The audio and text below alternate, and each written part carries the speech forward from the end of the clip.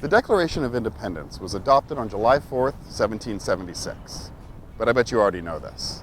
The Declaration was signed in Independence Hall, then known as the Pennsylvania State House in Philadelphia.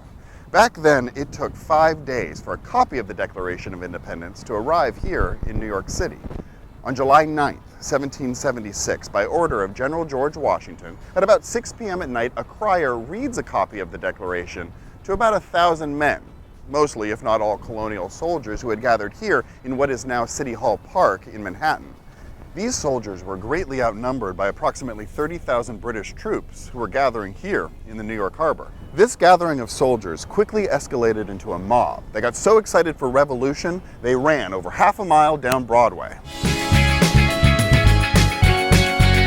past St. Paul's Chapel, which is the only remaining building that was actually there at that time. Oldest active building in New York City, 1766. All the way to Bowling Green Park, where the Charging Bull statue is today. Bowling Green is New York's oldest park. It dates back to the Dutch days of New Amsterdam. It's where the Dutch would do their lawn bowling. But in 1776, a giant lead equestrian statue of England's king, King George III, was here atop a marble pedestal. Well, we had to tear that sucker down. They broke it up into smaller pieces and melted it into 42,088 bullets, which then were used against the British troops. The marble pedestal remained until the War of 1812, when the new Americans grew especially sick of the British, and they had it torn down, so nothing remains of the sculpture, but the fence is still here, though not entirely intact.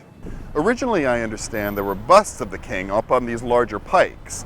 I've also read that they were crowns, they're also depicted as bulbs, but whatever they were chopped off too to be used as ammunition. And still today we can see and touch these cut marks, a tangible memento from the genesis of the Revolutionary War.